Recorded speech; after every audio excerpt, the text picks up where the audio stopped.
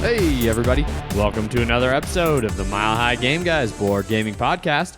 I'm your host, Adrian. I'm Zach. And I am Jeff. And we are back to regular episodes. It feels like it's been forever. Feels like it's been 2 weeks, except we did like 3-hour-long Gencon episodes.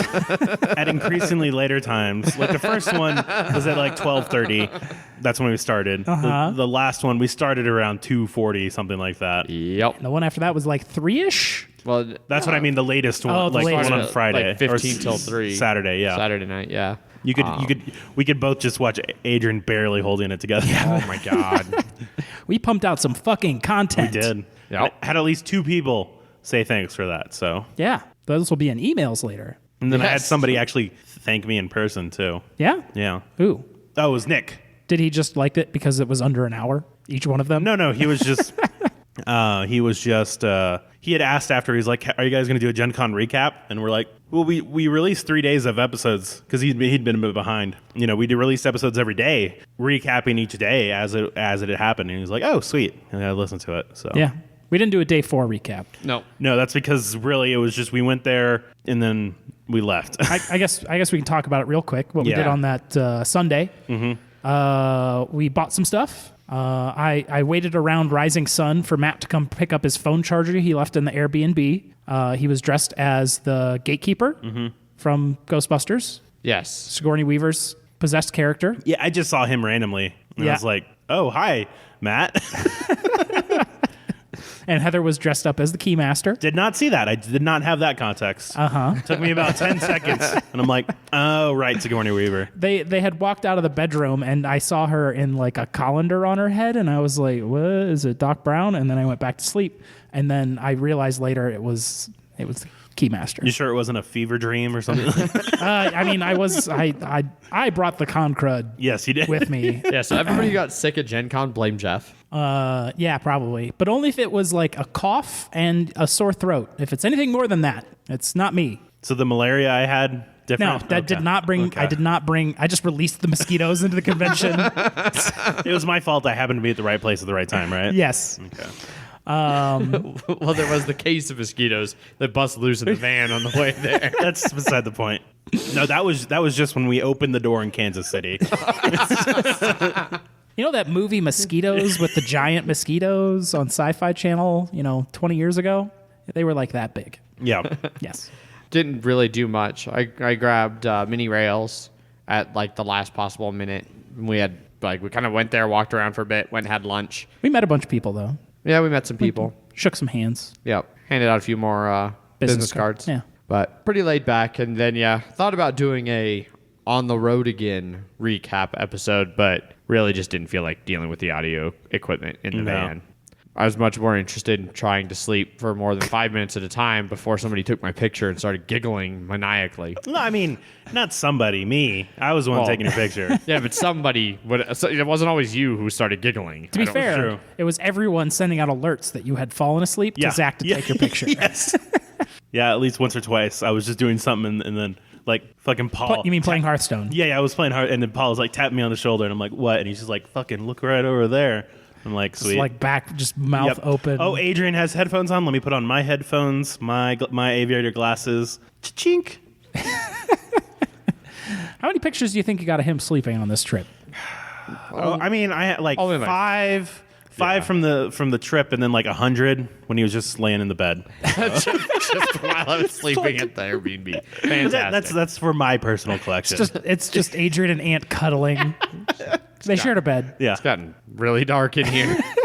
I had a I just left little it morbid. vague. I just left it vague. Okay. I just have pictures of you sleeping. That's it. selfies of you watching. Still having my glasses on. Yeah. I had a single pullout, You did. which was weird. Yeah, it didn't look super comfortable. It was fine. Yeah. I just hadn't seen a pullout that was just like a single bed before. Huh. I had a leaky air mattress with what felt like the worst air pump. Yes. It also had a corpse stain, which we Yes. have referenced. Yes. Yeah, we've talked about the You were, corpse stain. you were not consumed by the corpse stain throughout the trip. No. For all which we is nice. know, I mean, maybe it's like, you know, in one of those movies, like he'll be in the shower washing, and like as he runs his fingers through the back of his hair, there's like, you know, a corpse hand there or something. It definitely happened in a movie. Not I right think now. it was The Grudge. Yeah. Yeah. Maybe the Just lonely and wants to hold hands. That's all. maybe the evil spirit is like nicer than Zach. Yeah. So it's really just made in a. Adrian, is that true?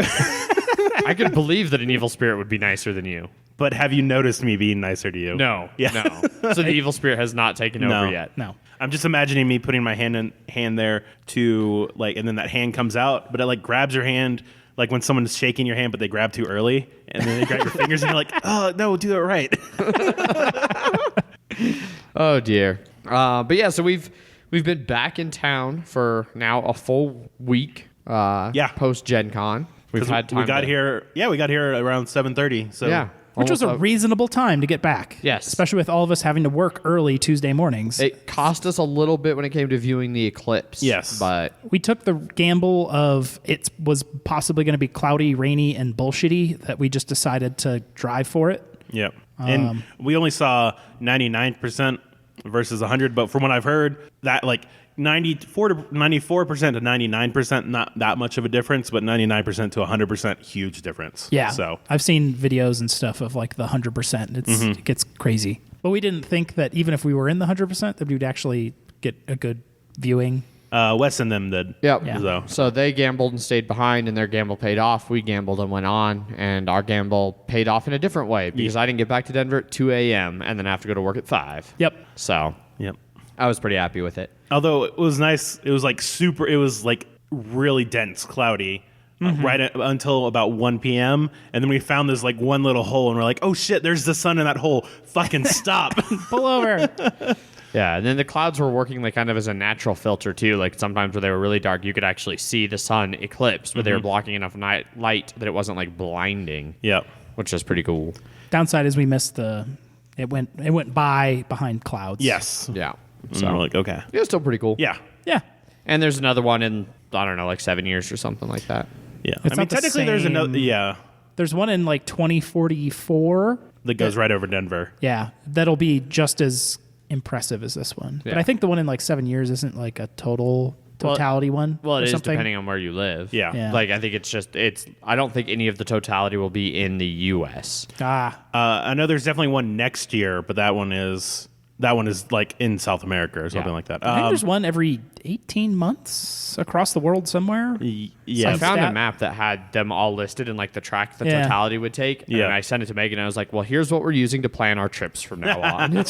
We'll just watch eclipse all over the Eclipse world. chasing. Yep. So, but yeah, so we've been back in Denver now for a whole week. So we've had a chance to maybe play some games, and maybe we could actually talk about games on this board game. I'm going to talk about my new job. Jeff did start his new job. Yep. I suppose it'd be fair to let him talk about his new job. How's that dexterity game going? Keg stacking the game. Keg stacking the game. It's good. I like it. I think I lost 5 pounds in the first week. It might all be water weight. I should probably be drinking more water. Probably. Yeah. It's hot. I invested in some sunscreen because it's more outdoors. I learned to drive a forklift, and I kind of knew how to drive a box truck before. Moving barrels sucks because they're really expensive and they're kind of sketchy. Yes. So even though they're on the racks, that sucks. Gotcha. Shrink wrapping, well, not shrink wrapping, but like, I don't know, Plastic wrap. plastic wrap on rolls. You use that a lot. Oh, yeah. We use that all the time at the shop, Yeah, too. that sucks too. Yeah. You got to get the forklift like at the right height and then like two team it where you're going like over and then under, wrapping this big like 2 foot wide saran wrap basically. Yeah, haven't had to do that. Mostly Yours is the run around. let's run around the pallets over and over, yeah, filled right. with like, I don't know, 16 quarter kegs filled with beer. I guess that makes Has more the ant sense. ever just been like, all right, let's see how quick you can do this? And then like He you has do not it. timed me Oh, yet. yeah, and he's like, all right, try for 45 seconds to do this. I've time. only seen him in passing most of Okay. the times. Usually he's angry about bungs coming out of kegs, Out of casks. out of casks, barrels. Barrels, Yeah. yeah. Well, it's a full keg is a barrel, so that's what I meant. enough. Yeah, He's using he found, industry lingo now, Adrian. Yeah, So. wow. I learned a lot.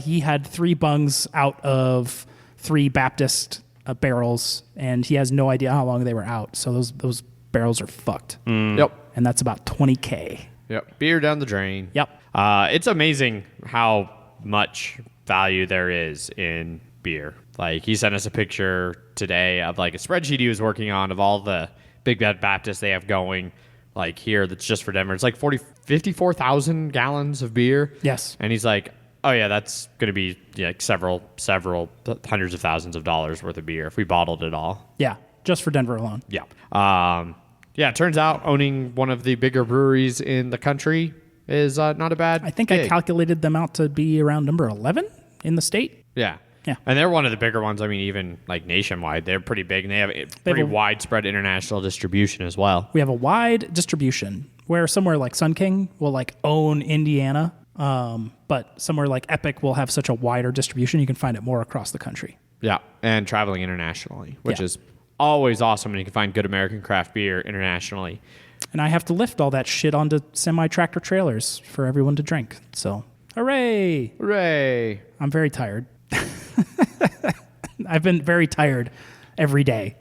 Yeah, but at least it's only physically exhausting, unlike Target, which was rapidly getting emotionally exhausting. Emotionally and soul-crushingly exhausting? Yeah, I'm less soul-crushed, I do have to say. That's good. Yeah, and I got a lot of free beer. Yeah. Yeah. Which helps with the not feeling soul crushed. Yeah. I do like the. I think after the second day, you just put in our podcast thing. You guys are gonna get so fucking sick of Epic beer.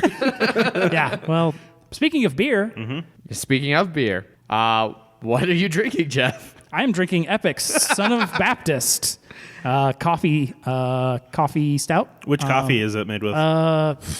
They just delivered today as I was leaving to Novo, maybe? It's on the bottom.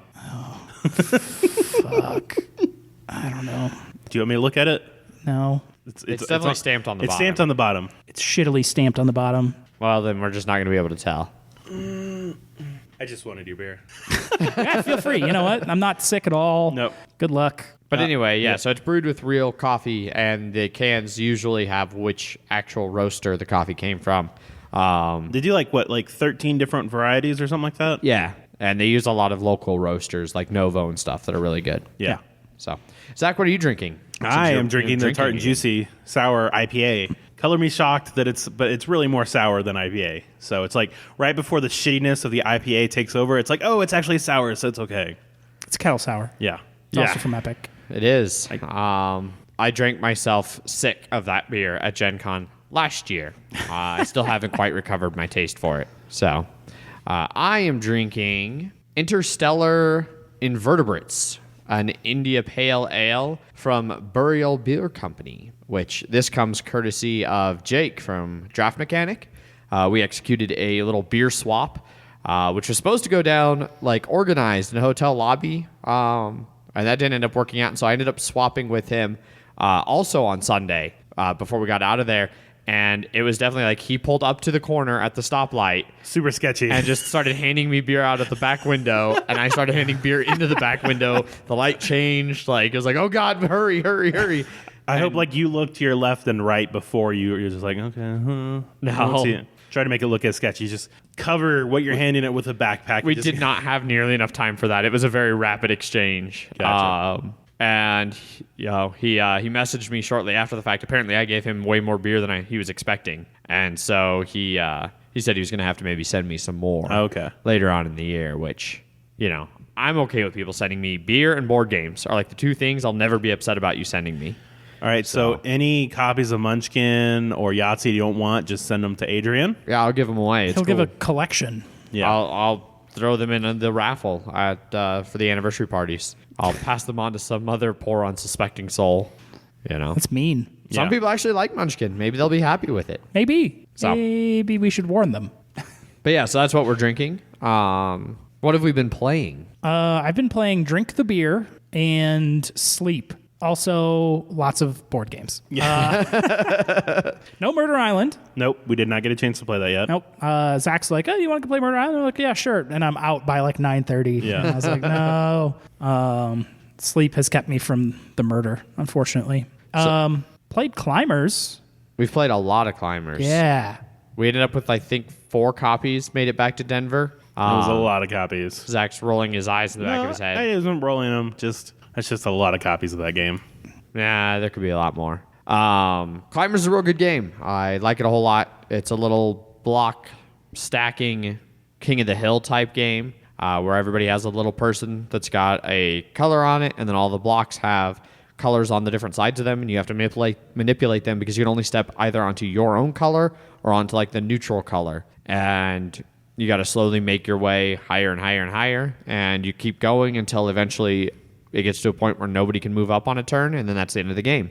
And whoever was the first person to get to the highest level that has been reached wins.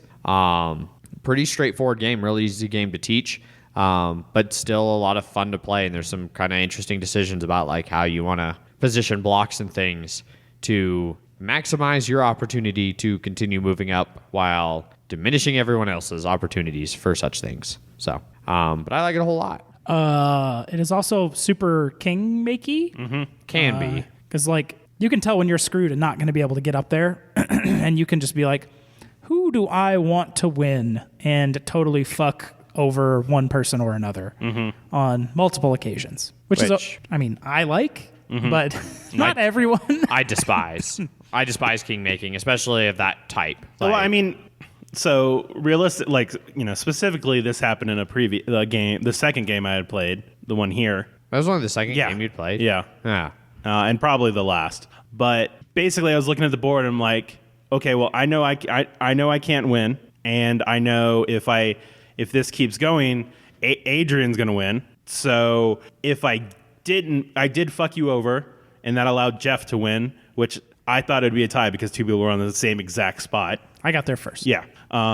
But realistically, by me, if I didn't block that, then I was letting you win over them. So really, realistically, anything I would have done. So that's why you stay out of it. Like I played to where I played well to where I was in a position to win. If you didn't specifically just screw me for no reason other than I wanted the game then. Yeah, which it would have went one more turn. Yeah, like, well. And it's not like they're long terms. No, all I'm saying is that realistically, any choice I would have made, by not choosing, I was choosing you, or by choosing, I chose not you. See, so you had the opportunity to move up another level, which is a score. No, I understand that. But I still, no matter what, I could not have won. Yeah, and the blocks that were needed to move were rapidly getting out. It only would have gone one more turn, and you would have won because of that. If I did not stand, I would have won because I had put myself. No, in a position I understand that. And I'm just saying that by me not messing with you, I was king making you.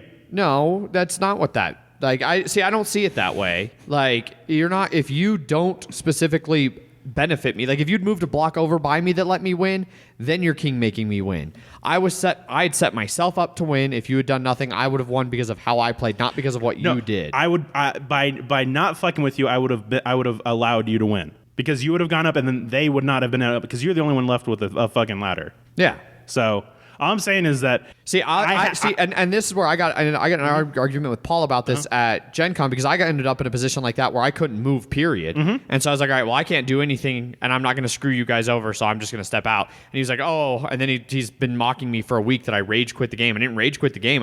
I refused to king make.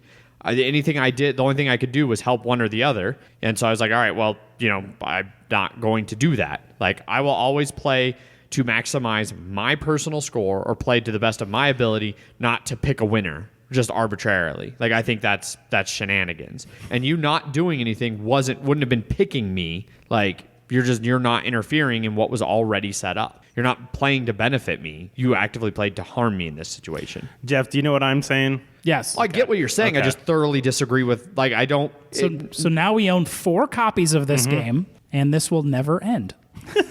Well, no, it's like I wasn't. King making is my least favorite. Like I hate king making more than output randomness. It is when you specifically are in a position to when you can especially in Climbers is a game that can suffer from it in particular. When you intentionally choose I'm going to do something, I'm going to do this action that I know will make Jeff win or will make somebody win, then that's king making. Saying I'm not going to make a choice and I know that lets you win because you're already in the position to win, that's not king making. You didn't make them the king in that situation. You chose to not get in their way. Like there's a subtle but big difference in my mind. Then you should throw away Climbers because well, or I'll find people to play with who when they can move up, they'll move up and they'll play to the best of their abilities, not just to spite somebody out of winning. But it's fun. Well, for some people. Yeah, but I was not a fan of the game. For me, it just felt like Santorini, but without a slightly more complex version of Santorini, but without powers. So Gotcha.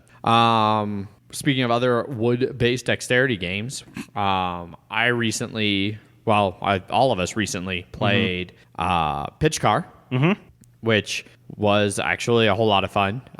It's a lot sillier of a game. Like you're just flicking your things down the track, so it's easier to not take that game very seriously because there's not a lot of strategy. It's like like there's some like, oh, I'm going to try and flick it so it does this. But then once you flick it, all bets are off, and it'll bounce and fly off the tracks. Right. So what this is you make a track, then you have little discs that are like Formula One cars. There's big red barriers around all the turns and stuff like that, so you don't just fly off the track. And then you just flick your dude in a turn order until you do 3 laps. We didn't do 3 laps. No, because We shortened it to 2. Yeah, but it was a lot of fun. It's a cool little dexterity game. There's jumps and stuff. Yeah, there's a ton of different ways to set up the tracks. Bullshit choke points. You can get stuck right up against a post to where you can't really go either way. Well, because we didn't want to use the width of a car length. Yeah, to move which yourself.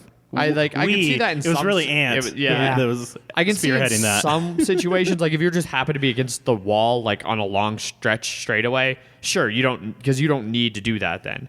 But yeah, if you're stuck up against a post or in a weird corner where you can't even really flick your piece, then yeah, I think you should have been able to move off. But yeah. The second game was more fun when we used the Demolition Derby rules, where if you knock another player's car off and yours didn't go off, they go back to where you shot from, and then you get to stay where you are or come back on depending on where you left the track. Yeah. Also, like you have to stay upright, so if you flip your token, you can flip it right back over instead of losing a turn. Yeah. And then one thing that we did to vastly increase the fun was wherever the back of the ass of your car was, that's where you had to stand. that was the side you had to stand behind. And so it'd be like you could have had a perfect shot, but if your car was faced the wrong way, you'd have to hit it very awkwardly. Just to remind everyone, these are completely cylindrical discs. Yeah. So you just randomly ended up whatever direction every shot. But it was sort of the direction you had to stand on. Yeah. Yeah. Which was okay. But yeah, it's Paul's game, and so I'm sure we'll be playing it some more. It takes up a lot of space. Yeah, though. table That's space-wise. the worst thing about it. Yeah. But I mean, You can make some smaller tracks. that wouldn't be fun. Yeah. Just an oval, just like a NASCAR track. Flick fast, turn left. Flick fast, turn left. See if you can't get one lap and one hit. and one flick. Well, Yeah. see, now I want to do that. Just a one-off little tournament. Yep. I got to play at last Wednesday's game night one of my Gencon pickups, Minirails, which is a little 45-minute to an hour long kind of stock manipulation / train game. It's pretty abstracted out. Like you're just placing discs down on little hexes to mark where you're building track, and basically on your turn, everybody gets 2 actions, and it's randomized when in the turn order those 2 actions will be. So you have basically everybody has 2 pawns. You mix them all up and put them out on the track, and that's the starting turn order. And so when your pawn comes up, you can do one of 2 things. You can either buy stock in a certain train company or place track, and you can only do each of those once per turn. So you end up doing them both. And when you take stock, you just place it on your little tracker that starts at 0, and then it goes, +1, 2, 3, 4, 5, 6, or -1, 2, 3, 4, 5, 6. And then depending on where on the board people build track with the company colors, there's dots that represent whether the stock will go up 1 to 3 spaces or down 1 to 3. And then basically, you're just playing to see who's the best investor in stock portfolios for trains. And it's another one that after the first play of it definitely had a little bit of, you could say it had kingmaker, definitely the person who, one of the people, they could have decided the winner. They didn't because they didn't realize they could do that. And so that's not kingmaking, I think. Just because they could have affected it, they didn't. And so they didn't. Are you talking about the end of Minirails? Yeah. Your game? I know. So didn't Sager specifically choose, he didn't realize he was doing it, but he did kingmake against Paul, right? Because isn't that what happened? No, Sager knocked me out. Well, I know he knocked you out, but at the end of the game, because of something that Sager did, Paul didn't win and the other guy won. The best Paul could have done was tie. If Sager hadn't done that, it would have been a tie. Yeah. But I don't think Sager did it intentionally to block Paul. I know. He just didn't realize. I'm saying he didn't. Yeah, he didn't realize it, but it still can have a king-making problem. Then But see, then I don't think that's if you're not intentionally fucking somebody just to fuck them, that's not king-making. You're intentionally benefiting. No, someone. I'm saying is that he didn't realize he was doing it, but had he that was still an option. If he had realized that he could do it, and he still would have done it. It would have been the same thing. He just didn't realize that he was doing that because it was the first time he'd ever played that game. Yeah. But so I'm curious to see, like Paul said he'd seen on BGG that it has an issue with that a lot in the last round. And so I don't know. I've only played it the one time. We'll see over multiple plays whether. Well, it's or not. a really low point spread, right? Yeah. Like it was 3, 5, 6, 7. Yeah. I think was the score. I might have been down at 2. Yeah. Might have been 2, 5, 6, 7. So even if you can mess up somebody 1 point, that seems like it can be a big swing. Yeah. But overall, I still enjoyed most of the game. We'll see if it has issues with king making or whatnot. But what about you, Zach? What have you been playing recently? Basically, I was just playing those as well. Or I didn't play that one, but I played Pitchcar. I played whatever that game we were talking about earlier. I can't even fucking Climbers. Yeah. I played more Hanami Koji with Wes, and super bummed I wasn't able to get its sequel at Gencon. I tried out. Our friend Bob got a game called Unearthed, which was another pretty successful game at Gencon. And this one, it's basically you are trying to collect these cards. There's like a row of 5 cards that you're trying to get, and it's set collection based. And how you get the cards is like you roll these dice, and if you whenever you roll a die and you put it on a card, and whenever a card has, say it has the number 17, whenever the dice amount to 17 or higher, then it scores out, and then whoever had the highest number die. So if Jeff had a 4 on there, and then Adrian had a 5, and then I had a 6, and then somebody else had a 3 on there as well, then I would get that one. But if you also, they have like these little land tiles on there that if you roll a 1, 2, or 3 and place it on there, you get one of the tiles instead, because it's also a tile placement game where you can get certain like when you surround an area with certain things, you can get these like great wonders, lesser wonders, or these other just specific cards, or not specific cards, just specific tiles that get you extra things. And like those things get you extra points and stuff like that. And it's just basically you're just trying to get as many points as you can before the deck runs out. And there are these like Delver cards that can affect, you can be like, oh, this next die I roll is going to be at a +2, or you can re-roll certain die that are already on those cards or anything, or you can make a die that's a 3, you can make it a 1 if you want. So you have a little bit of dice manipulation as well. And then I feel like it took us like an hour and a half with 4 people. And I know Wes and Bob played it, and it took them like 30 minutes with 2 people. But then it plays a lot differently, apparently. Huh. Game looks good. Yeah, art-wise, it looked really good. I thought it was okay. I'd probably need to play it again to see. Because I like that there are sort of different strategies. You can try and go card heavy, or you can go like tile heavy. But it seems like with 4 players, the tile heavy one is a lot harder to do because there's a lot less tiles to get. Because like if you get 5 cards, you can get 20 points, whereas like most tile things will get you like 4 to 6. Huh. So it was interesting. Like I said, I have to play it again to really reserve judgment, but I wasn't astounded by it. But like Jeff said, the art was really good on it. What about you, Jeff? Anything else you want to talk about that you've been playing? We stayed up real late Thursday. What day was it?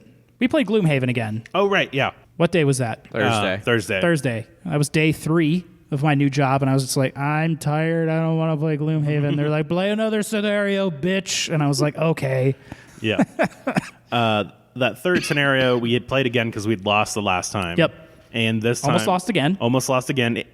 Once again, Ant was the only person that was actually active doing things. Jeff was exhausted. I was exhausted. Paul was just about to turn exhausted. I turned into a fucking pincushion pretty much minute 1. Also, I healed a bunch of people. You did. Because I was the only one fucking healing. Well, I healed myself. Yeah. But that's all I can do. Yeah, that's why everyone else sucks. Yeah. Really blame Paul for choosing the other tank instead of the healer. He did all right. Yeah, he did.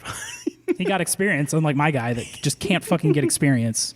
Like all my, everyone's just like, yeah, I got 16 experience this scenario. Yeah, I got 21 experience this scenario. Yeah, I don't know, I got 5. Yep. Because all my experience on my Cragheart dude, the cards are just real shitty. Like one-time use, get an experience, and then it's just gone for the rest of the game. Whereas Ant can get like in one just play of his cards, he can get 10 experience, and that is all the cards. Yeah. Without having to get rid of them. Yeah. Otherwise, our band is turning really. So we're going real hard on the evil. Yeah, we took a real evil turn. Our team name was the Murder Hobos. Yeah, and our first road event was robbing a man. Yep, and so we've just been like, let's just keep doing this. This is going fun. Let's just keep being bad guys. So we're going the bad route. The scenario, we barely won that one. Then we played another quick scenario that was in a mine. We had to recover a diamond. That one was a fucking cakewalk. Like the easiest scenario we've played by far. Most of the enemies were 3 health. Yeah. So I was like, I attack for 3. All right, he's dead. Sweet. Yeah. So. The boss could have been a little rough because his damage was based off how many minions were left. But we wiped them out real fast. And then I basically just stun locked him. Yeah. And now we're going to go on to another scenario because I assume we're just going to keep going the evil route and murdering lots of people because we're hobos. Yep. That murder. Mm-hmm. Sounds about right. Gloomhaven's still real good. Sure it is. I wish it was. Every time we try and schedule, Adrian, you're like, I can't play. Do you always schedule it on nights when I'm busy? What? I have a pretty set schedule.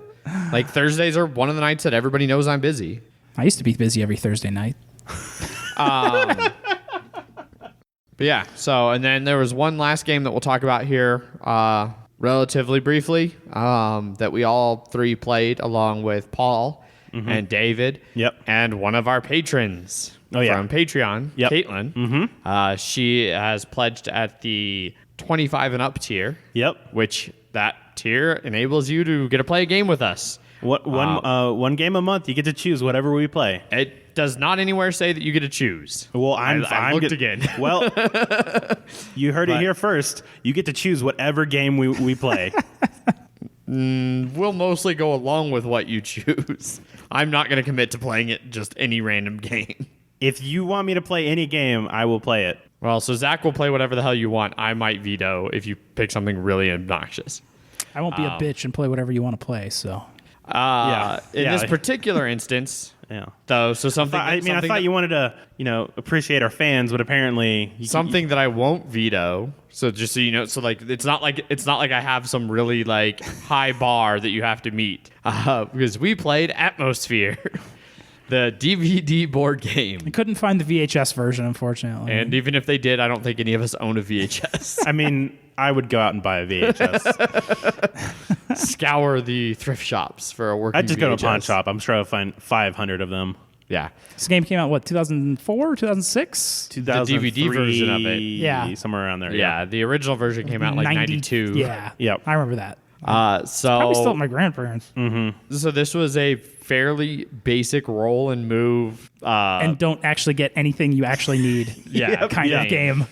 There's no dice mitigation, so what you roll is what you move. Well, whether you get to roll 1 die or 2. Yes. So. Yes, so you can choose whether to have a 1 in 6 chance of moving 1 to 6 spaces, or the nice little bell curve of tossing 2 dice that are heavily weighted towards 6, 7, and 8. Yep. And then the DVD randomly has a really creepy face mask wearing gatekeeper guy who yells at you and calls you maggots. And He just insulted us a lot. A lot. And it was great too because this game had so many miss a turn things. Like David, like basically he asked somebody to roll and he's just like respond and he was like yes gatekeeper and he's like did he respond correctly, which is supposed to be yes my gatekeeper, if not lose 2 turns. That was how he started off the game. Yep.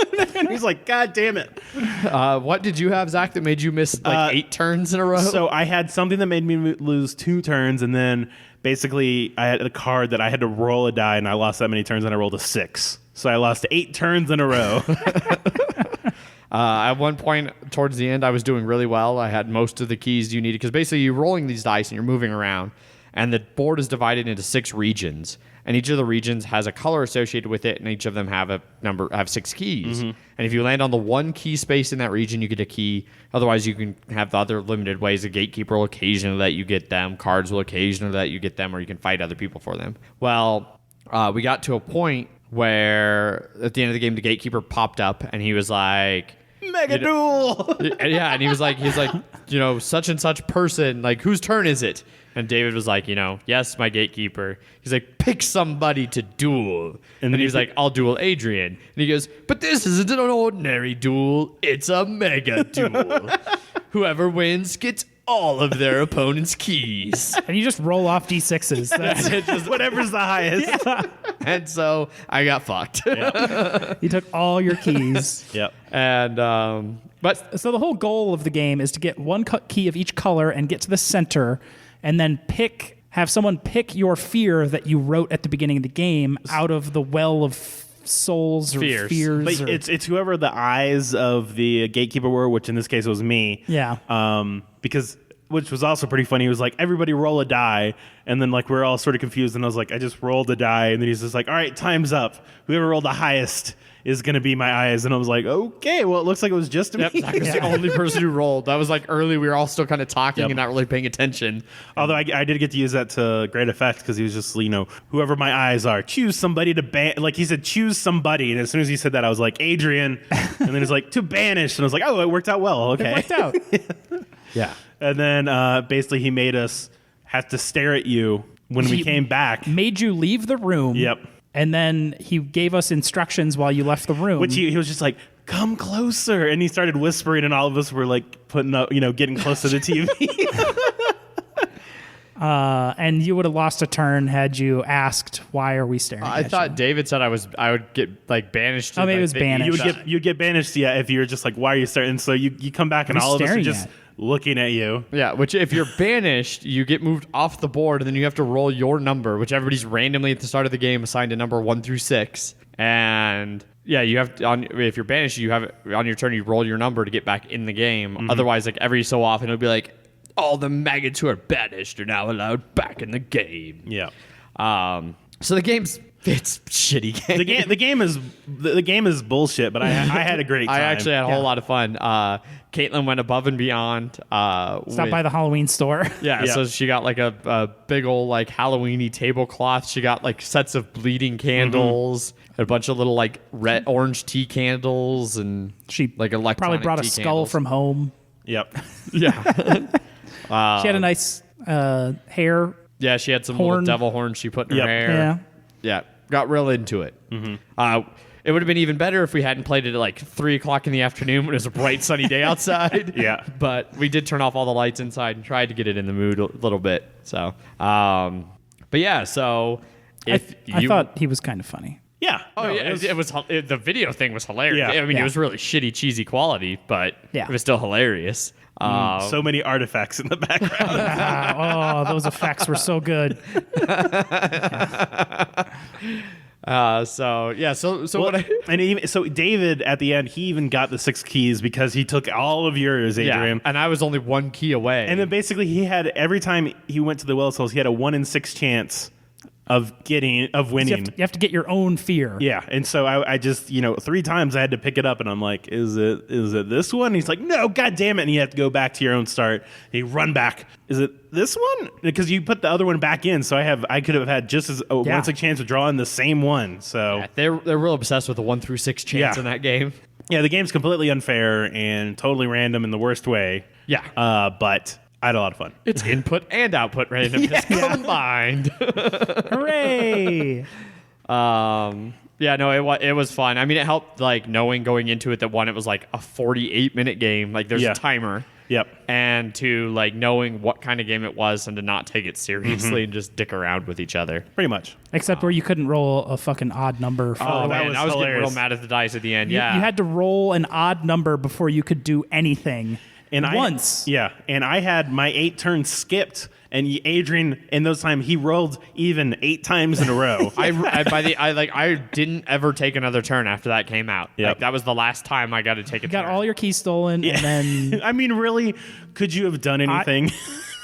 I had actually gotten enough keys, and then Caitlin immediately banished me, and then I couldn't get back in to actually get to the Well of Souls. Yeah, 'cause I you were just- double stacked on keys in a couple of your stacks. I had. Oh, I got the black key, and then immediately gave it to Zach. Yep. And I was like, God damn Which it. there's one black key in the game, and you can't win when you have it. So, Yep. but yeah, so that was Atmosfear. Atmosfear. Which, yeah, so like I said, it's not a very high bar for what game I'll veto. I think it's ranked 12,900 and something on Board Game Geek. No. Yep. But yeah, so if you also want to force us to play really ancient DVD games, feel free to jump over to our Patreon and subscribe over there. Yep. Or sign up or whatever. If you want to force me to play train games, let's give us $25 a month and that'll happen. Paul, you know what to do. Yeah, well. God. But all right, well, this banter has gone Well, a little long. we had a feature of Patreon game. Yes. Indeed. So Yeah, we should have done some kind of like now for the Patreon game of the month. you can do that and I can just edit it in. Well, there it is. Yeah, it was right there. It's not going to happen. So We're just going to talk find about it. that, copy it, and just move it so it'll be that twice. Good luck with your timestamps. Yes. Thank you. All right. Well, so I think now we can move on to some news and Kickstarter. News and Kickstarters.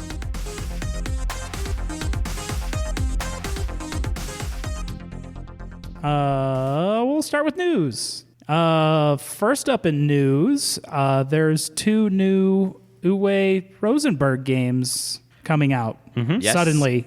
Indeed. I guess Essen's coming up, so these appeared on Essen lists to appear at Essen. Yep. So the first one is going to be called Indian Summer, and they're calling it the second part of his puzzle trilogy. The first of which was Cottage Garden. Yes. So it's not like Patchwork is its own thing. Yes. So the publisher's little blurb about it says that before winter makes its appearance, a particularly warm fall bathes the forest in a golden shimmer. During the Indian summer, New England blossoms one last time. Treetops are ablaze with countless colors, living rainbow from green to orange to red. Slowly, the first leaves are starting to fall. Meanwhile, our steps and the diligent squirrels rustle the colorful foliage. It's firmly geared towards experienced players. At the heart of the game are puzzle tiles with holes that are placed on an individual forest boards to cover up treasures. When players get their hands on these, they gain more options and an edge over their opponents. All that counts in the end is to be the first to cover your forest floor completely with leaves. So sounds like it might be a slightly similar mechanic to Barren Park, where you're placing these polyomino shapes on your board, and what you cover up is what you kind of get, and you're racing to cover everything up. So, and it's geared towards experienced players, so that's good because when I saw Cottage Garden, I was like, oh, this is too yeah, it's Easy. too easy. too Yeah. basic. So like, I'd really love if this is like a slightly thinkier version of Barren Park. But if it seems like more of the same of Barren Park, then I don't see a reason to go for it when Barren Park exists. Yeah. Because Barren Park's fantastic. Yeah, I'd agree with that. So his second game, I am cautiously super optimistic for. I'm gonna guess Nusfjord. Yes. All right. It's actually right, Jeff. Ha! He's been taking lessons. I mean, I played a lot of World of Warcraft. There's a lot of fjords. There are. Yeah. Yeah. So it's scheduled as a Spiel 17 You should release. have tried to butcher it. Fjord, right? Fjord. F-Jord? Fjord. F-Jord, yes. Is that was he on the Enterprise? Or? Noose F-Jord. Yep. So this one is set in the tranquil fishing village in Lofton Archipelago in northern Norway. And so essentially in this one, you're going to be taking on the roles of fisherman, and you're going to be trying to build up your little fishing fleet, and you have to it's a worker placement game. You're taking actions to clear wood, build ships, and do all this. But yeah, so money's really tight in this game. And so one way that you can earn more money is to offer up stock in your fishing company to like the center market, which other players can then buy, at which point they get a small amount of what you make each turn. So you get an influx of cash, but then they get residuals off of it. And then also sometimes like different actions you take can end up with you needing to give some of your catch to the village elders. And so it says like in this that you can specifically end up like where you go out and you can make a big catch, but then not get anything from it because it all goes to the village elders and other players, which that sounds awesome to me. That sounds like a little bit more kind of player interaction stuff that would be really cool. But yeah, and then it says in the description from the publisher that they compare it to Agricola and Ora et Labora, which are two of his better games, like back in his punishing, really hard Euro days before he got all soft and forgiving, as some people say. I mean, I still like some of his more recent stuff, but other people don't. So yeah, I'm cautiously super optimistic. This is Or the one super interested, I should say. Not this one optimistic. seems far more interesting to me as well. Yeah. It seems like a much more solid game. Yeah. There is also going to be, speaking of Uwe, at Spiel, there is Agricola Artifacts deck, which is another 120 cards for the revised edition of Agricola that came out last year. I've got to do something with all those cards they made for the old version. Yeah. So they're starting to revise them and bring them into the new version of Agricola. Yeah. That Isle of Skye Journeyman has a box, I guess, now as well. Yeah. So Still no release date on that, though. unfortunately. Womp womp. But yeah, things are starting to heat up with Essen coverage now that Gen Con's over. So I'm sure we'll have more heavy Euro game news and announcements that Zach will just be super excited about. Hooray! It's not even gracing that with a response. Next up on news, Ninja Division signs a license with Games Workshop for a new game called Doomseeker. And the only reason I wanted this on the news is because it will involve Troll Slayers of the dwarf type. It is a card game, but it's also set in the old world and not the new bullshit Age of Sigmar. So that means the Doomseekers are just kind of like a higher class of Troll Slayer. Troll Slayers are super awesome. And it seems like it's just going to be a cool, I assume, mini game. Ninja Division does a lot of chibi miniature stuff, though. Not a ton, but... Oh yeah, I saw that your friend Mark. he was painting the chibi World War II guys. Yeah, That there was looks World really War cool. II chibi stuff and tanks and things. But yeah, there's not much about it, but it's cool that Games Workshop just licensed out their stuff again to a board game designer. Yeah. Well, you got to find Especially- somebody to replace Fantasy Fight. Yeah, well, especially a mini designer. Yeah. Yeah. But Troll Slayers are all about, like, they've dishonored themselves, and dwarves are all about honor, so they dye their hair red and go out and try and fight the biggest monsters to either kill them or die honorably against them. Sounds logical. Yeah, well, that's Warhammer for you. But the more trolls they kill, then they become like giant slayers and then Doomseekers. Next up is a game coming from one of our favorite designers, Pandasaurus. Yes. They have a roller coaster game called Coaster Park. I mean, it could have been slightly more original, but I mean, it's to the point. it is succinct. Yep. Yeah, so we got to actually kind of take a look at this game. They had it at Gen Con, and it's a roller coaster game, and it uses actual marbles as your cars. Well, because it's a bidding game, but then it actually when you're building your coaster, you're actually using a marble, and it has to make it all the way to the end, Yeah. which is pretty cool. Yeah, so that'll be really interesting. I used to love like coaster simulation stuff, especially because I had to do a lot of that like back in physics class in high school. And so yeah, getting to actually play with marbles and roller coasters in a board game sounds pretty cool to me. Indeed. This is coming from Scott Alms as well. Yep, who is does all the Tiny Epic stuff. Yep. Yeah. It's going to have 72 different coaster hills, 2 loops, and a 5-inch first player marker, which is, I don't know, unnecessary, but whatever. Yep. I didn't see it there, Now, or if I did, I didn't know what I was looking at. I think No. they were demoing Coaster Park in place of the Dinosaur Island, which Like, was sadly stolen. Yeah, but that was in their like playtest room, so we Yeah. would have had to go all the way over there. So, but they had the box and everything sitting out. But yeah, so it's going to release first at Essen, and then it should be available widely in November. So not too far away. No. Real quick, Fantasy Flight is announcing a new Star Wars product this Friday for Force Friday.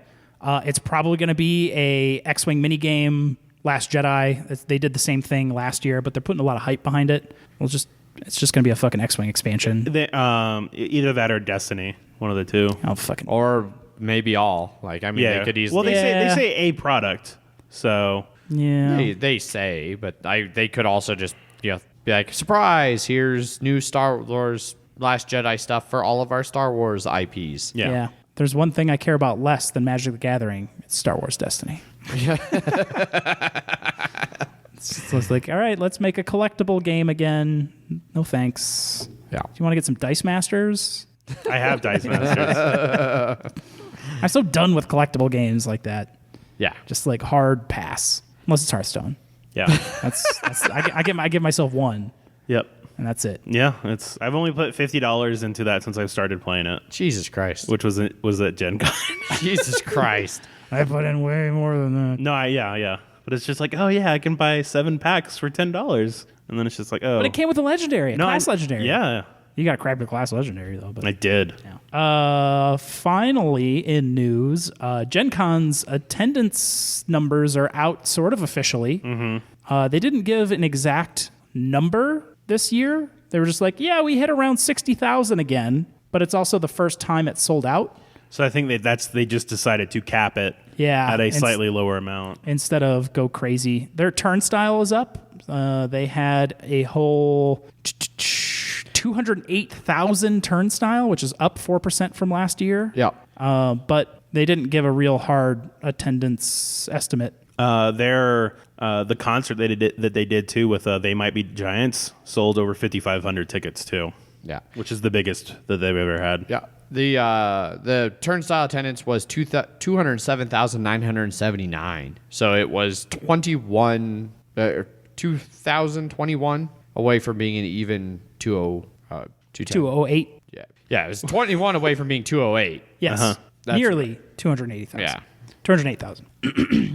I think attendance was actually down last year from the year previous. So they capped badges this year. For some reason. Yeah. Like, let's cap the badges for the 50th anniversary. Yeah. But let's cap them like lower than our biggest attendance. Well, but if turnstile was up, then they still had More people. Maybe they figured that like this was the amount that they could these unique badges was the amount that they could handle. Yeah. And so they're like, well, there's no reason to try and sell more because if those sell out, then everyone will complain even more about how crowded it is. Yeah. So I don't like turnstile as like numbers of like attendance. yeah. I Yeah, don't well, either. and because turnstile doesn't give you a very accurate idea of that, but it's good for them for marketing purposes, for like trying to get sponsors and things like that, advertising, stuff like that. So I understand why they track turnstile, but yeah, it doesn't do a lot to tell us like how many people were actually there. No. Like, I think it'd be kind of cool to see like a breakdown of like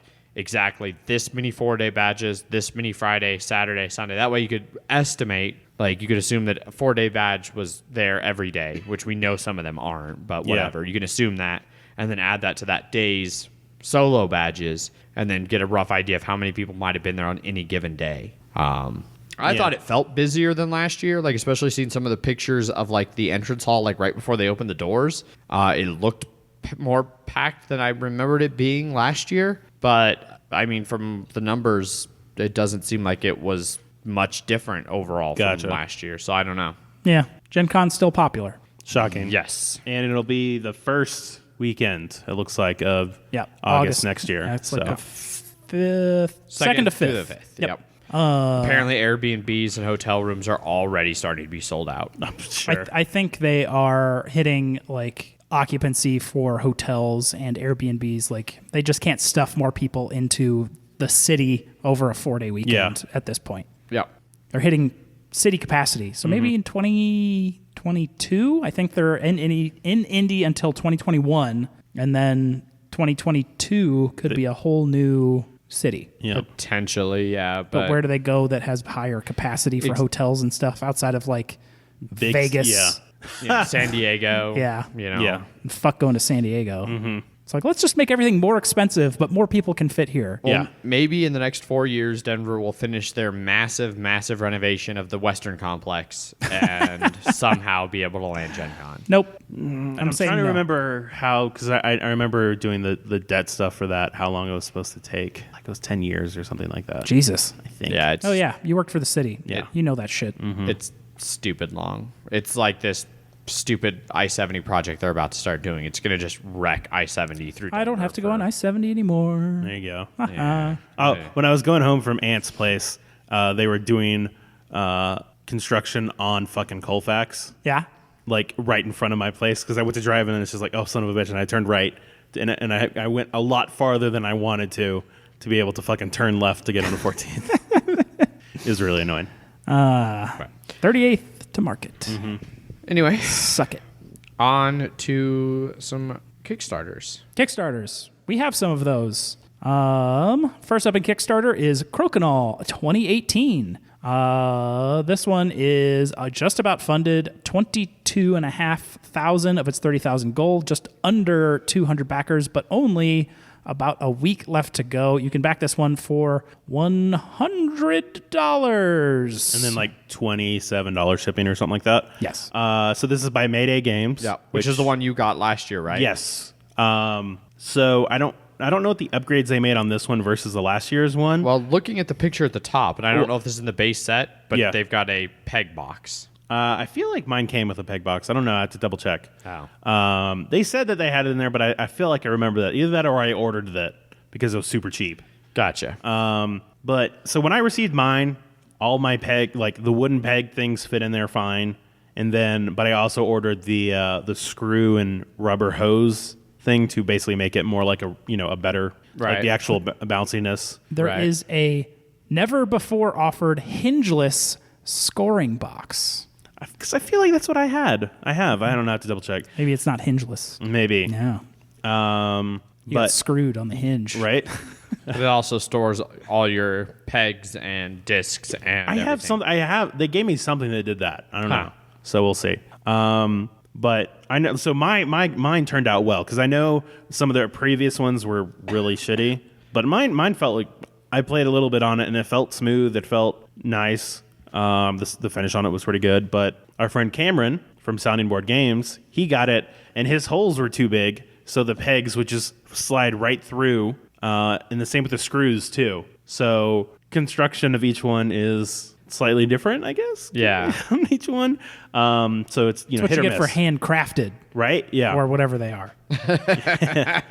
Yeah. Mine turned out well. It's definitely true that a lot of them are like at least twice the price as this one. So I guess you're playing trying a bit of a risk by going for the cheaper ones. What are the ones that are still in it? Let's see. Oh, they still have the round one ones, which are December, which Yes. is actually pretty close. And they're still or no, they'll 200 give them in November. That's what they say at least. Well, this still says estimated delivery of December 27th. Yes, but they only round one backers will get their boards in November. So Yeah. it's So there are 257 of those round ones left, and they're going for the $255 since when I opened it. They're going fast, Going is what fast. you're saying. Clearly, I have not refreshed in an hour. I did just pull up the 2016 one, and it does look like it has a hingeless wooden peg and think box. So I don't I don't know. We may never know. Well, hopefully Zach can verify when he gets home or something. I ended up spending $40 on a bag for it. Worked out nice. I like their bag. Besides the fact that it has fucking Mayday Games in bright white on the black bag, but otherwise it's good. No one needs to know how much of a nerd you are No, well, carrying around your Crokinole board. okay. I'll go ahead and tell you. Fuck carrying that thing. Otherwise, Oh God, I can't imagine. yeah. And it actually has it's padded on the sides too, so it helps with you don't dent it or anything like that. Cool. So yeah. Right on. Crokinole, get it if you have $100. Next up in Kickstarters is Vegas Wits and Wagers. This one is funded 37,000 of its 30,000 goal, just under 1,000 backers, and just over a week to back.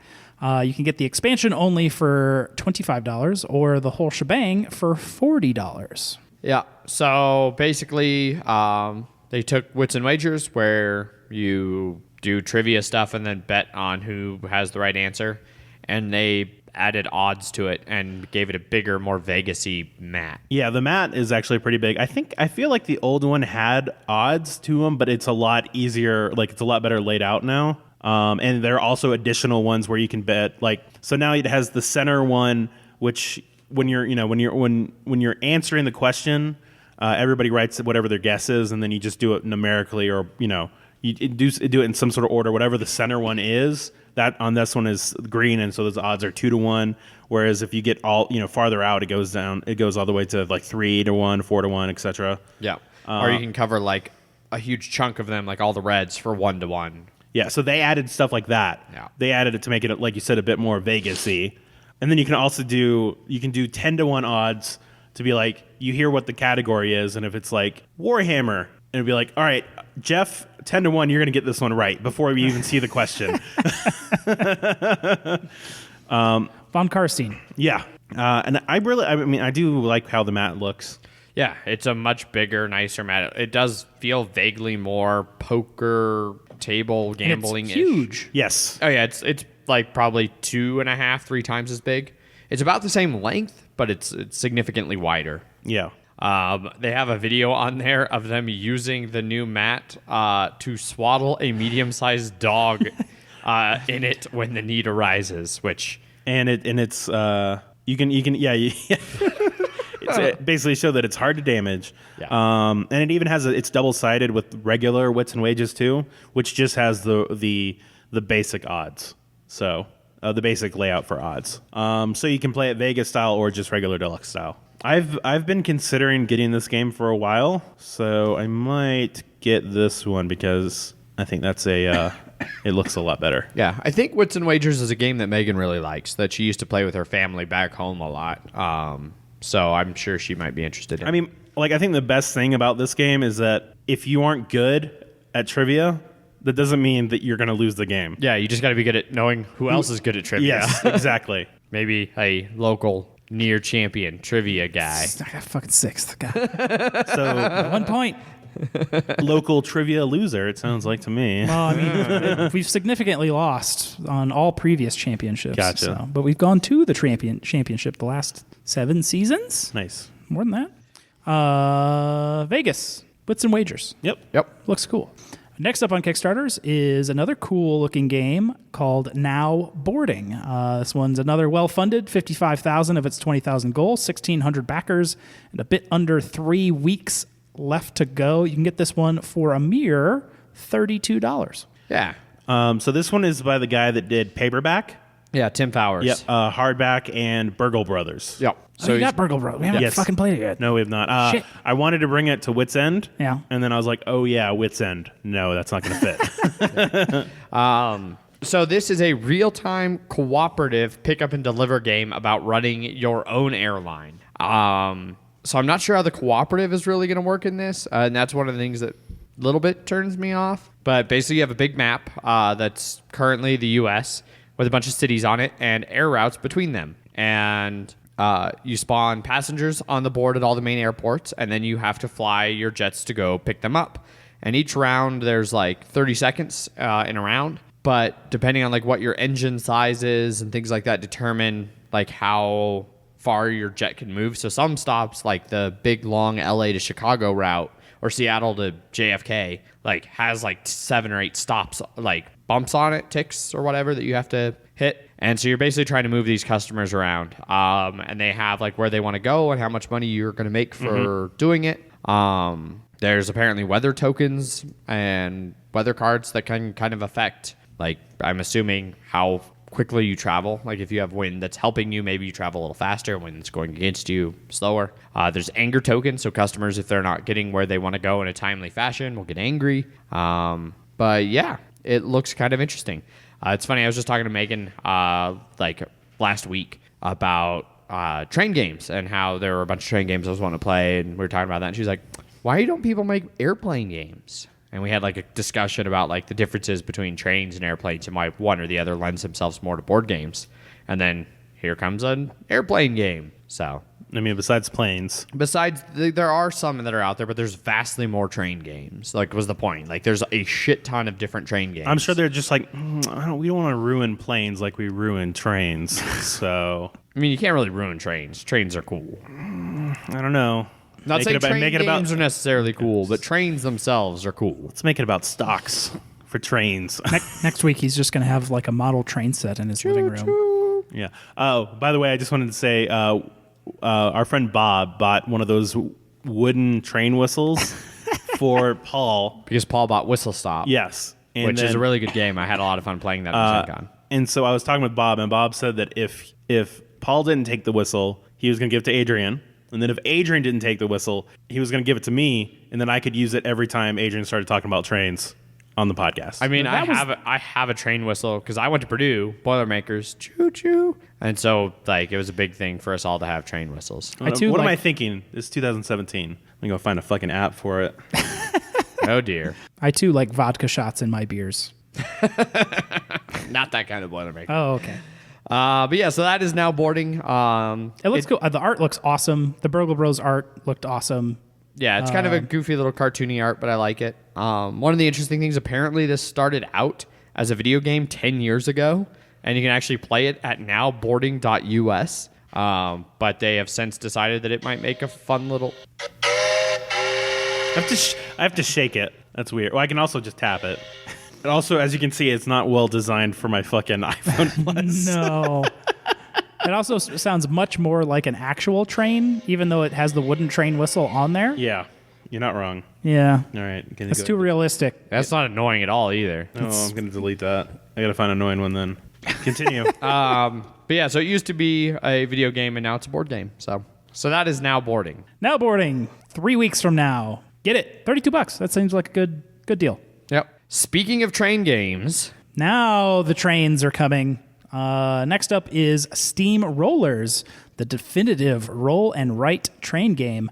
This one is funded, $20,000. I don't know. Approximately $20,000 of its $12,000 goal. Yeah, that's the word. I got your back, Jeff. Yep.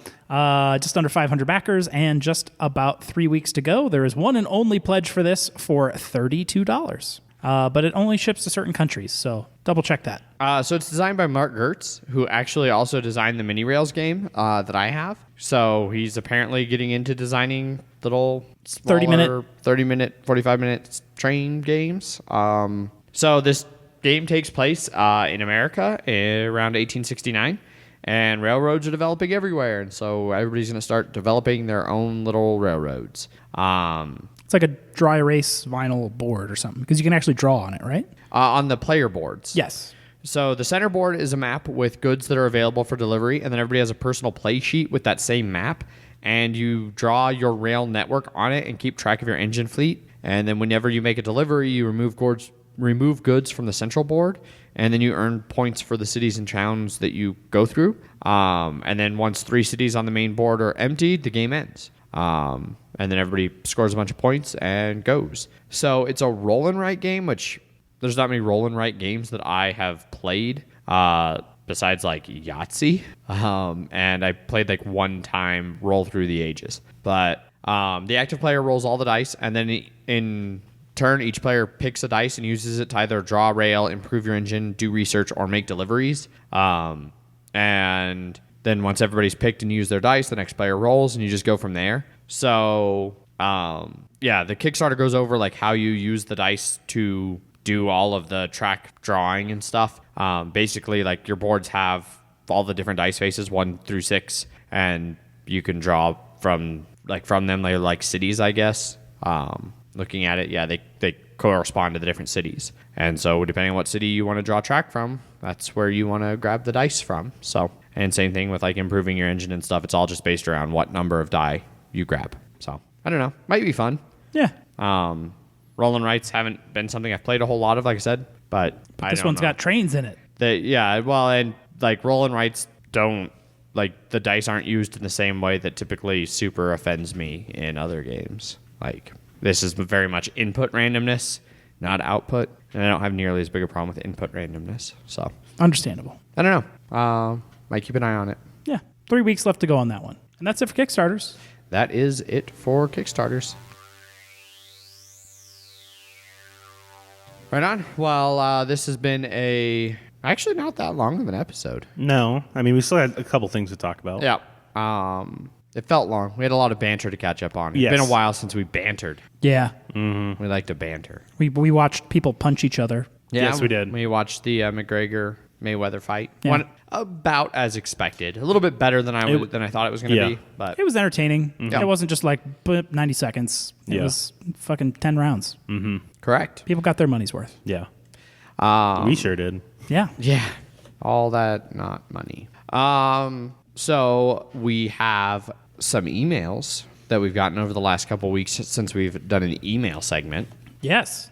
If you would like to send us emails about whatever, it's emails@milehighgameguys.com. I think we finally burned through all of our Gloomhaven ones. We did. Yes. Did we get through Ant's final one about the flag of Dominica? I actually don't remember doing that one. I don't know. Do it again. Why not? It's All right. an easy one. This one comes from Ant. There's there's a picture of the flag of Dominica. So everyone should pull that up right now so they know what we're actually looking at and talking about.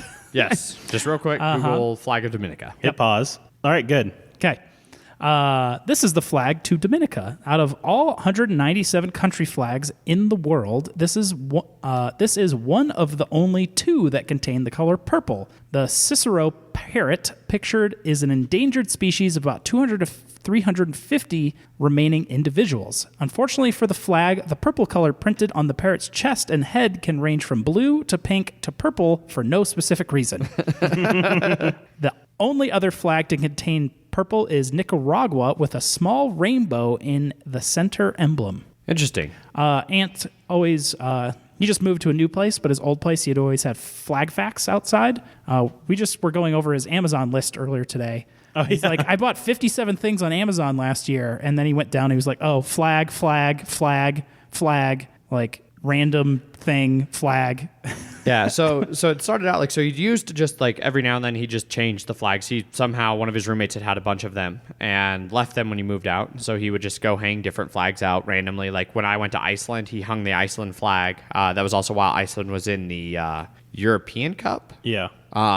And so he hung the Iceland flag. He's done stuff like that. And then finally, like at one point he got a letter dropped off from somebody who just happened to walk by like regularly. And they were like, hey, we really appreciate that you randomly change the flags. Like, my kid and I, like we see the new flag and we look it up and we learn a little about the country and stuff like that. And then so somewhere along the way, he went and got a big whiteboard and started putting out flag facts for whatever country's I think it was flag. chalkboard. Yeah. That he put out there, along with the flag that had facts about whatever nation's flag he was flying off of his house that day. And it's facts about the flag specific, like what the colors mean and stuff like that. So He did the Taiwan, Tibetan flag recently. Yep. He's like, this flag doesn't really exist, but this is what it is. Right. He got the wrong Syrian flag. He got the Assad regime Syrian flag and not the good guy one. So he's like, this is kind of what the flag is, but I don't support them. Sorry. And then there was an Armenian one where like the red on that represents basically the people that died during the Armenian genocide. And he's like, I don't really want to write about that. Yeah, he's like, there's not much to know about Armenia except a lot of people got killed there, and then a bunch of people forgot about it. So I'm going to choose something else instead. Yeah.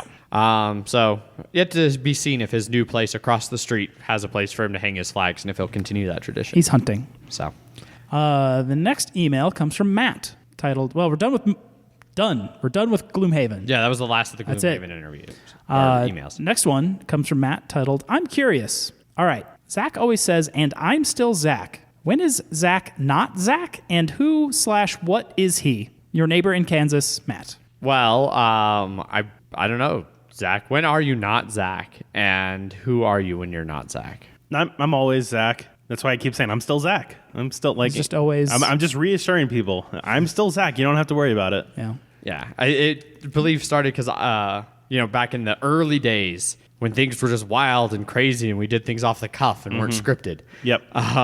Still not scripted, by the way. I did the sign off one time where I was like, I've been Adrian. Yeah. And since I had been Adrian, Zach wanted everybody to know he's still Zach. I'm still Zach. Yeah. So really that question should be geared to me. Who do I become after I'm done being Adrian? Which that's none of your business. What I do in my personal time. Yep. But then, it's also because it was that. And then you're just like, I am Adrian. And it's like, I don't want to just say, and I'm Zach, because then Jeff would say his stuff. And it's like, well, then I feel like I'm just copying Adrian. And so we all have unique things to say. Mm-hmm. So it's always, I've been Adrian. You're still Zach. Yep. And Jeff I'm whatever bullshit I think of in the next 60 seconds before we actually end. Yep. And considering how rapidly you make it up on the spot, it tends to go pretty well. Yeah. I really liked the email that we got during the contest that was somebody who listed like all of your different titles over the last year. Yeah. That was pretty good. I have a thought about what yours is going to be this time, but we'll see if it actually lands or not. Yeah. But anyway, next email. Next email comes from Derek, titled Comments.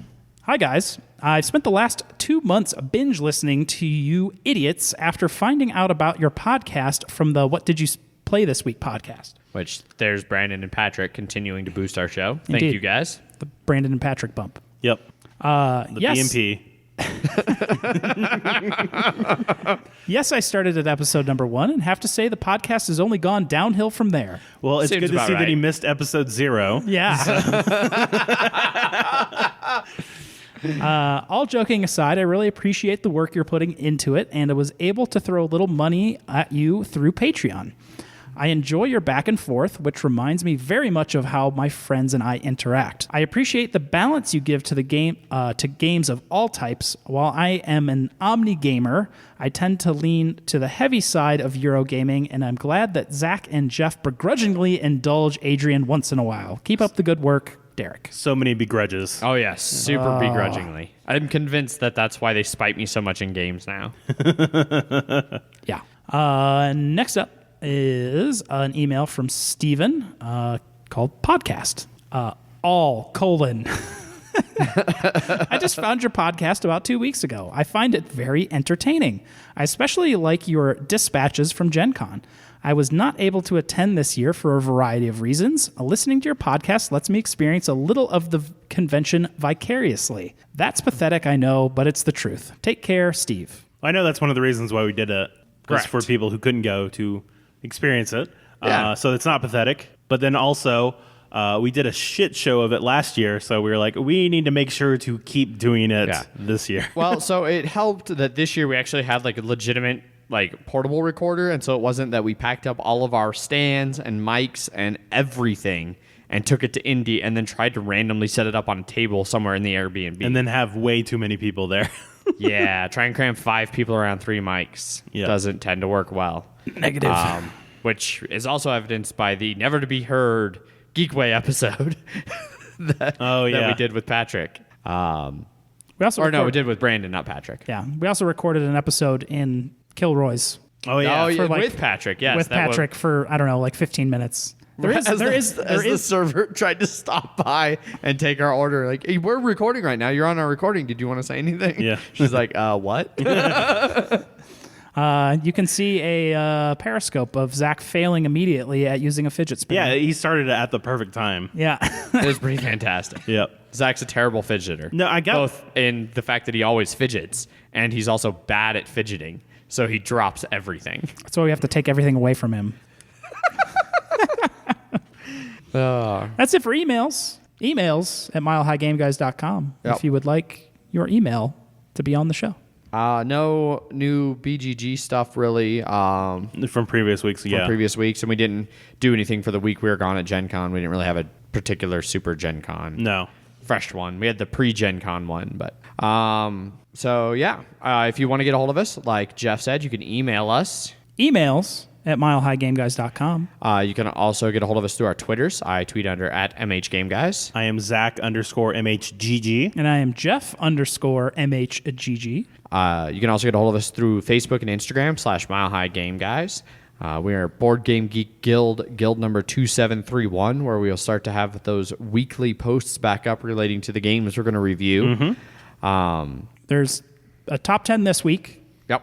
and then Fury of Dracula next week. Yes. So this Friday will be our top 10 revisited because it's now been well over a year. And after some critical analysis and after a whole lot of really good games came out over the last year, and some of our lists have changed, some more dramatically than others, but they've all changed. And so we decided to kind of go back and revisit them and maybe even talk a little bit about why they've changed, you know, kind of what's changed about us as gamers.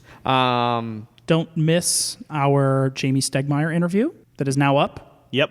Yes. This will be the first official episode that we've talked about it that has been out since that has been out. Yeah, that released on Friday. We're really pretty happy with that episode, with that entire interview. Jamie was super nice. Yep. We got to take a look at some awesome things. We were apparently one of only like 10 people who interviewed him for podcast or video related things, media things. And he even said on Twitter for the whole world to see that we had some of the more interesting questions. Yep. So apparently we're not bad. He also had no idea who we were. He did not. I mean, that's fine. That's just fine. Was not unexpected. But suppose, in theory, now he does. Yeah. So that's what counts. Indeed. Let's check it out. We had some cool questions, mostly about chicken. Yep. I forgot one thing. We did have a request. I mentioned our Twitter handles. We did get a tweet somebody wanted us to spread some news or advice, rather. Spread some advice. So Tom emails or tweeted us, and he says, at MH Game Guys, can I ask you guys to help spread an important note for anyone planning on hosting a game night? Before doing so, clean house. Went to a random game night locally. Very nice guy. Kitchen looked like it hadn't been cleaned in months. I just can't. Which, yeah, especially, like, it's one thing, I mean, like, if they're old friends, you know, that know you and your messiness. Like, I don't always clean every time you guys come over to play games here. No, then we just silently judge. Have you And that's ever totally fine. cleaned before we came over? Maybe way, way back. Okay. And I he's still still do. trying to impress people. If somebody is new coming over, I do try and clean. You know, straighten up a bit, not have it be a complete disaster. I cleaned before Caitlin and David came over, right? Or straightened up. I mean, I use clean very loosely. My house isn't like disgusting. My kitchen has been cleaned more than once in the last few months. So you say. So I say, it is also true. But yes, especially if you're gonna have random people over or whatever, you know, straighten up, clean up, make it a pleasant experience. Or at the very least, take all the dirty shit and just throw it into your room and then close the door. Yeah, just hide it somewhere where nobody sees it, so they don't know all what those a trash dirty person dishes. you are. Just dump it onto your bed. It's fine. Yeah. Apparently, Tom knows Mark. Oh, okay. Yeah, like the Tom. I finally met Tom. Different Tom, by Different the way. Tom. Oh, okay. Yes, so this wasn't the Tom that we met at you met at Gen Con, that you and I met at Geekway. Right. Different Tom. Gotcha. But yes, that Tom does know your friend Mark. My BFF Mark. Yeah, all kinds of neat little interconnectedness. It's like, oh, Jeff knows going Mark. on. See, you should have fucking voted for me because I know Mark. Yeah. That's- Well, and then the random guy that I met through the Facebook group for Gen Con that I taught Food Chain to, Josher, he knows Patrick from What Did You Play This Week, and he knows Clay from Capstone Games, who does Climbers. So, like, just randomly met with a guy. And, yeah, the board game community isn't that huge. It's pretty likely that people might know people if they're involved in much outside of just very small local game groups. Oh, yeah. Indeed. So, and then, yeah, last thing to mention here, wrapping up, if you enjoy the content we do and you want to support the show, jump over to our Patreon, patreon.com/milehighgameguys. We've got some pretty awesome tier levels over there, I think, and we've got a few other people who apparently think that we're worth supporting. We had to play Atmosfear. Yeah. Yes. We are willing to debase ourselves. If you want to make for us your pleasure. game bitch, it's Yes. $25. The low price is $25 a month. Yep. Which super thanks to some of our more recent pledge people. I don't know if I mentioned them back when they pledged, so I'm going to mention them again now just to be safe. Derek, who just emailed us. Caitlin, who made us play a game over the weekend. Thank you guys for your pledges. And thank you to our most recent patron, Noland, who just pledged last week. Yep. So thanks for that, guys. We Yes, really thank you very much. appreciate the support. It really does give us a lot more leeway to do some of the things we really want to do with the show, like giveaways, better equipment. and, T-shirts. T-shirts, yes. Do we still have T-shirts left? We do still have T-shirts left. I will throw up some fresh pictures on our Twitter and Instagram, especially because I don't think I really posted specific pictures of the T-shirts once we got them in. No. So we're past the mock-up stage. We have official ones. Yes. And then, you know, if enough people want them, we're pretty low. We're down to almost like one in each of the sizes from like small to XL. We burned through them pretty quick. Yeah. Yep. But if enough people want them, you know, hey, we can always order more. So Maybe in good colors this time. I actually love the way all three of the colors came out. Like the image needs a little bit of tweaking, I think, for the second round, but I'm really pleased with them. We'll get CJ on it. Yeah. He makes T-shirts. Yeah.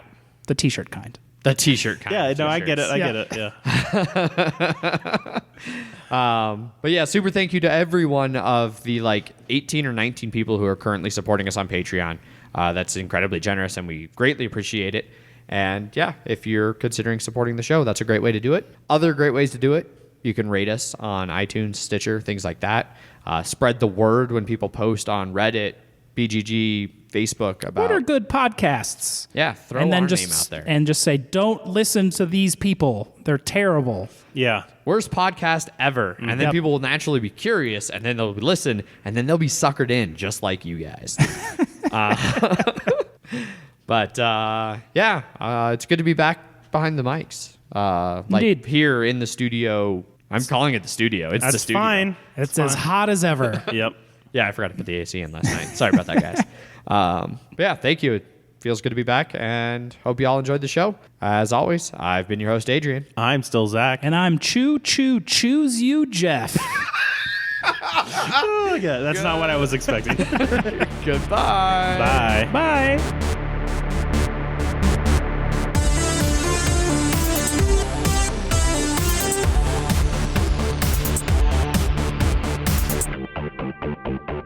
I think this one is just train sounds as well.